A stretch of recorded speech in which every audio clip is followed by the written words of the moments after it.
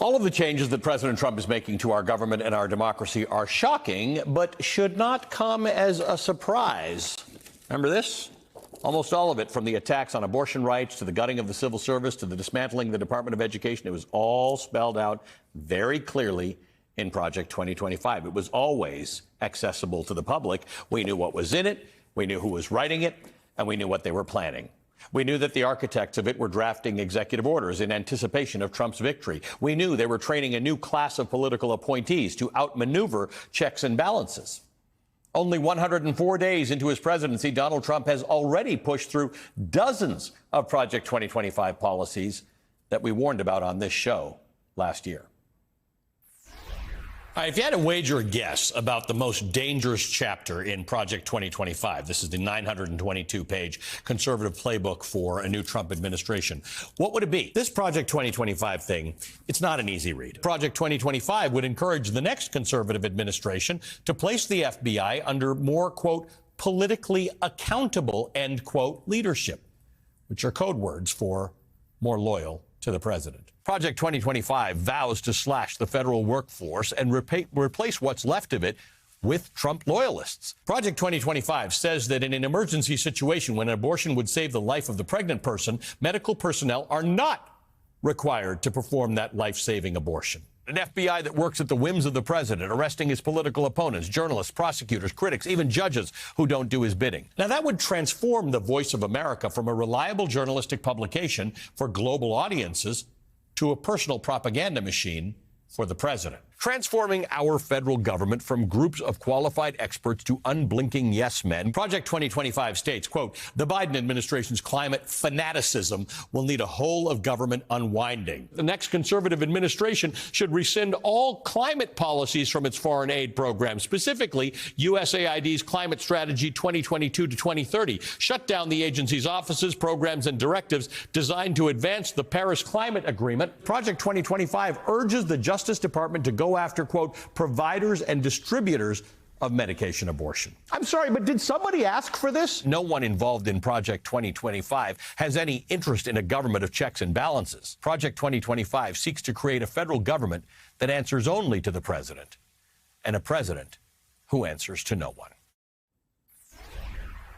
I wish I could say I'm some sort of psychic, but it was all right here, all out in the open. Joining me now, David Graham, staff writer at The Atlantic, author of a particularly important and pertinent book, The Project, How Project 2025 is Reshaping America and the World. Also joining me, Zach Beecham, senior correspondent at Vox, who covers right-wing populism and challenges democracy in the United States and abroad. Zach is also the author of The Reactionary Spirit, How America's Most Insidious Political Tradition Swept the World. Good morning to both of you guys. Thanks for joining us. David, let me start with you.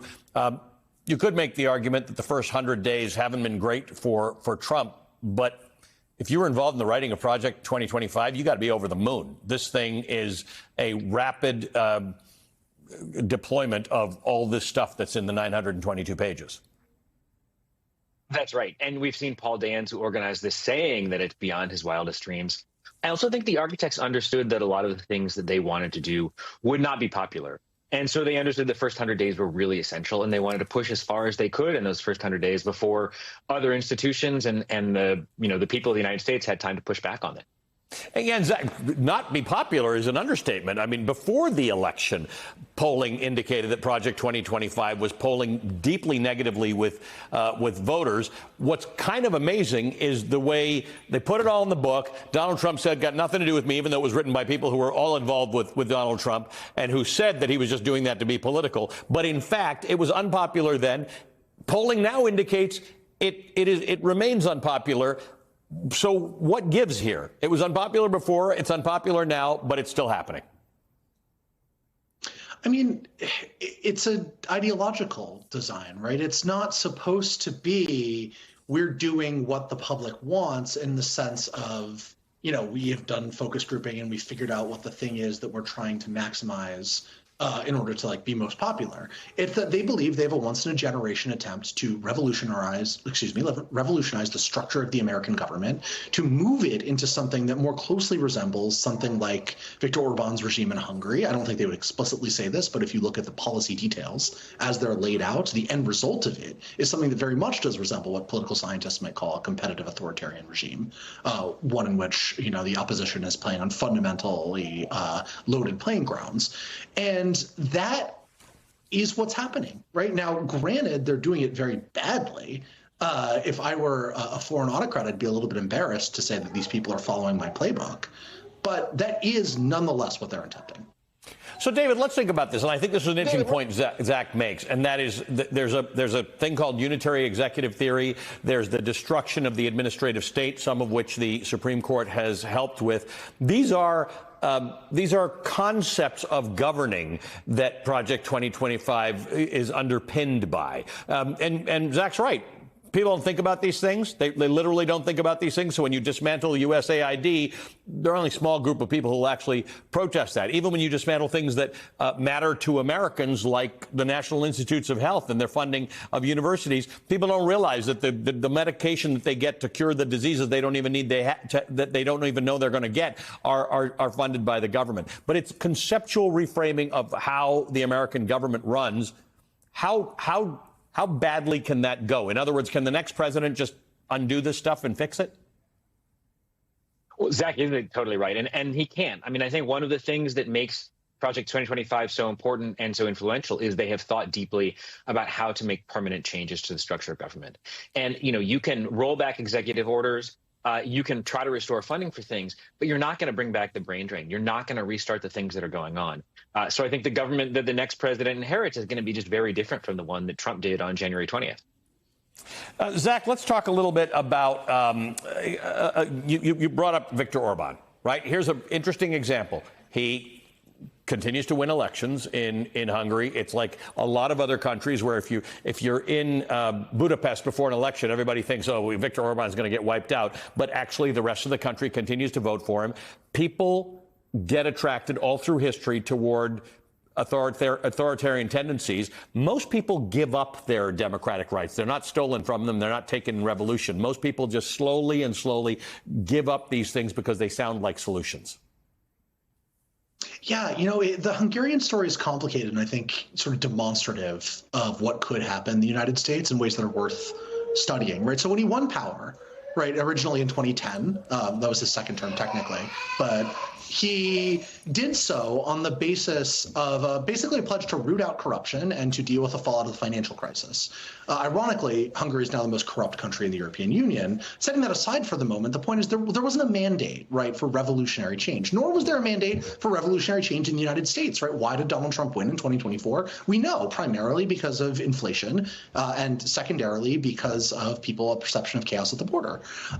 And those things, right, these kinds of leaders take what is really a sort of very limited mandate and they use it to try to change an entire society in the ways that voters didn't choose. And in Hungary, what they did was knock out the foundations of what allows for deliberation about the new policy direction of the country. So they attacked the media, right? They got their own people inside of the courts, so it was difficult to have public legal scrutiny or any judicial rollback of their actions.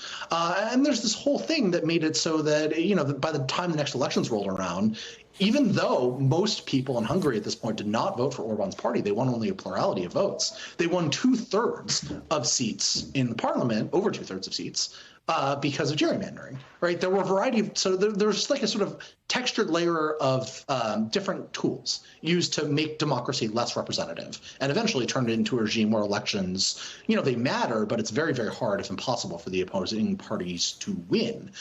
In the United States, they're trying to do a version of that. I really am very convinced of that. The problem is they're not nearly so good at it as Viktor Orban was, and that should be a little encouraging for Americans, I think. But important to note that Viktor Orban plays a starring role at every right-wing conference in America and on right-wing television and radio. David, your recent piece in The Atlantic was titled "Trump's Ranting Can't Change His Polling Numbers." Many people have pointed out, including Donald Trump himself, that, as we've discussed, he was open about his plans. Here's what he said to Terry Moran at ABC earlier this week.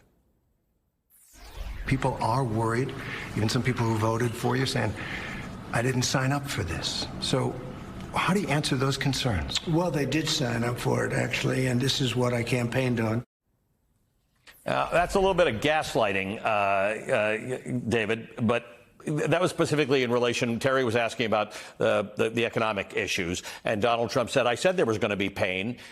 We, of course, didn't. He didn't say that. That was a post-election thing. But tell me, it's not a particularly compelling argument that you voted for me and this is what you signed up for. But tell me how this works. Well, to extend Zach's point, Trump did win largely on inflation. And instead, we've had the Project 2025 agenda coming in. And I think the folks who wrote this understood that Trump was a really useful vessel for what they wanted to do. They lay out a whole ideological agenda for society. What they don't talk about is how to deal with inflation. There's no plan for inflation at all. And as we see, Trump doesn't have one either. And so what people are getting is something they didn't vote for. And what they're not getting is any kind of attempt to deal with inflation. In fact, they're getting policies that are simply going to make inflation worse. Guys, thank you for your work on this, and thanks for joining us down our journey of figuring out Project 2025 when it was written, because it was a hard and unpleasant read, but it was all written down. David Graham is a staff writer at The Atlantic, the author of the newly published book, The Project, How Project 2025 is Reshaping America and the World. Zach Beecham is the senior correspondent at Vox, author of The Reactionary Spirit, How America's Most Insidious Political Tradition Swept the World.